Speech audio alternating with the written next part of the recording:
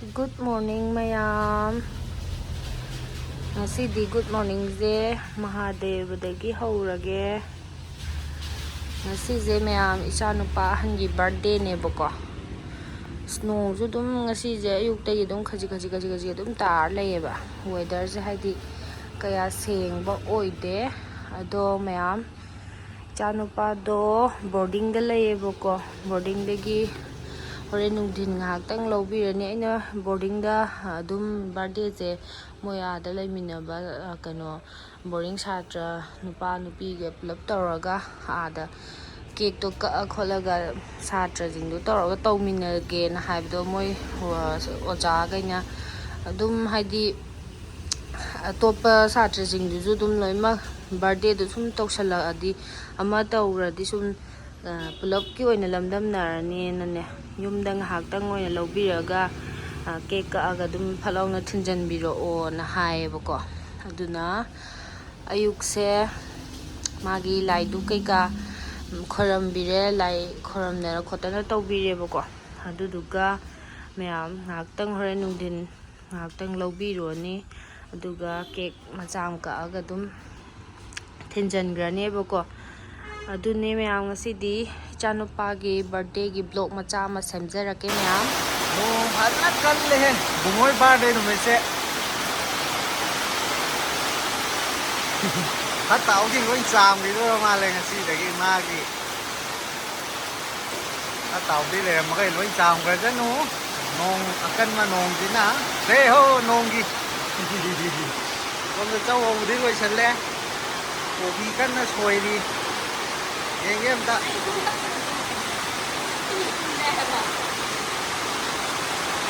Ê,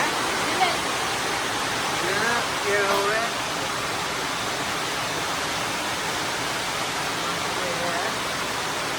Châu này thì đã này cái xin nó cây kia nó. Ồ, châu đó, nó sai nó ngon đâu rồi.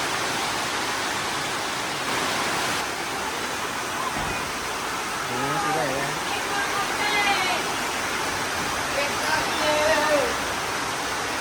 Oi, school dress ang kanang diho.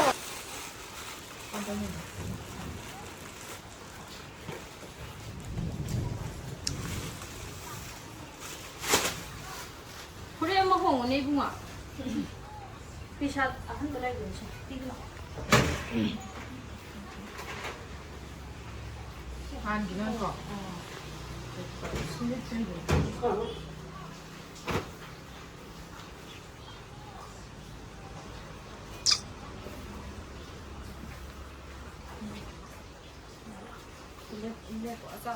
Asa po di so yeah makon ole have bungo je bungo nang makon ole chị ngang nàng thì lúc cùng bên ra xe xí bút thong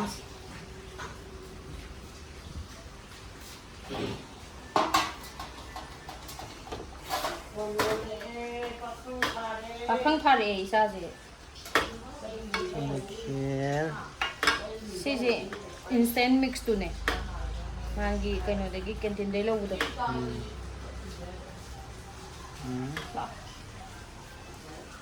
Này đấy. Không có gì. Mà đâu ngon gì vậy? có chuyện mà rồi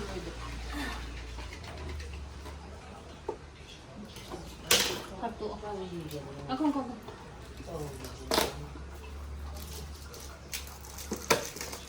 Boarding ga school da tau gen hai mane moi shar ne ga adra yum do na cake ka uro du ga thil oi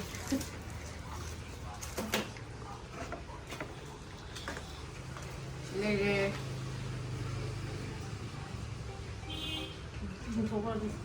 bungo ka daw ra.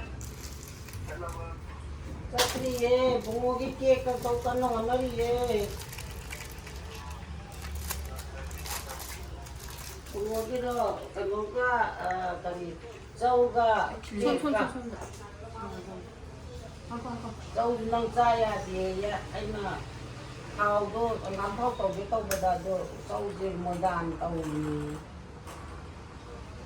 happy birthday to Rajniya nga masada dagi la kuwa ko jong happy birthday Happy birthday ตรงนะ Happy birthday ตรงนะคุณว่าคุยอยู่ปะ Nung doon na, siya yung laki. Happy birthday to Kamamba.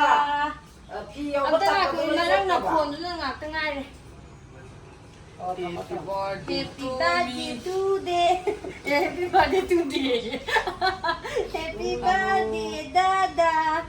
Nang nambi na kera ako yung nang kakya. Ay, kayo. Yari na ito, yari. Say happy birthday dada. Happy birthday. Eh, kaya pala ka may di mo tate. 후감도 Huga mo siya. Eh. Ay, ay, no. Ay, no.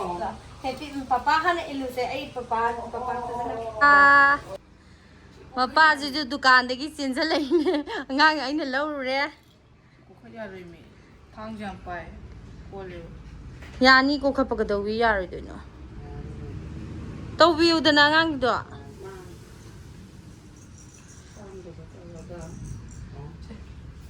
happy birthday dada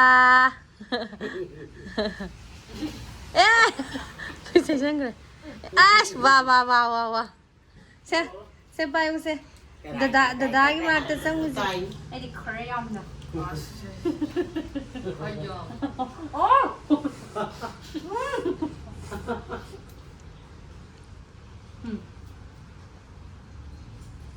Ano Dạ, ang gam na isasabi? hayo ko ah. Para musaw ko. Tako ba? 뭐 이거 Iluro siya, ay, siguro hindi taktan. 예 이거 들어게 Piso ka Nakali niya, ako hindi dito niya. na. Pagko, di na mo, ano eh. Ay, Isa three bije kita in beauty kita balik kiya yung ga. oba. Yari. Ay, pero Dada kita baby yung se.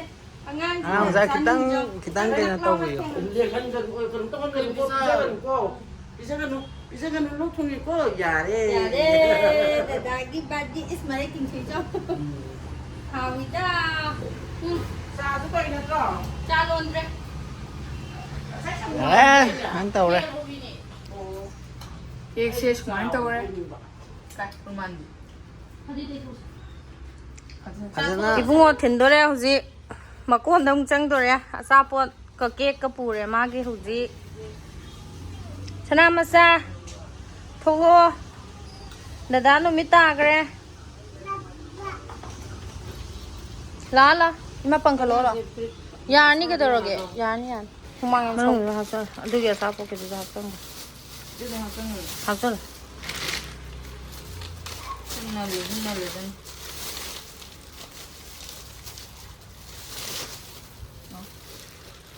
satore ma wa bungo thindoji am thina lapi tu mang dori ba ge chidane ananda purna thaba ji sidai thindo ne sarakan da yari poklom dai koi rak ne khoi sum gari thaubi oina phagi tawani da bungo thin ba thola e khoi hoji thamas lai re mas lai re dada bungo ga inaw macha ga sida lai re is hai ga tai ji de dada thin ba chatle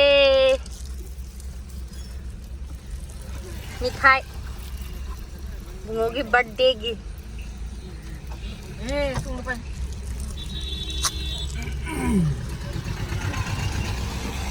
pamang gai la có gì tàu ta thâu đâu mà nó cái gì nó thâu gì vậy ta cái hồ lô nắm pa là cả ta ai gì à nung mà mình khai check pi đó cái nó bay hồ đấy em nè được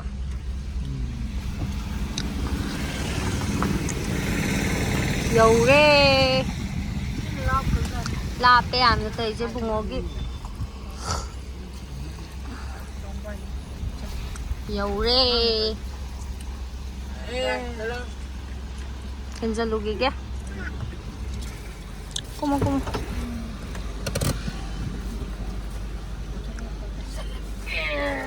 Dahil ka na po ako. Sabihin ka na nga.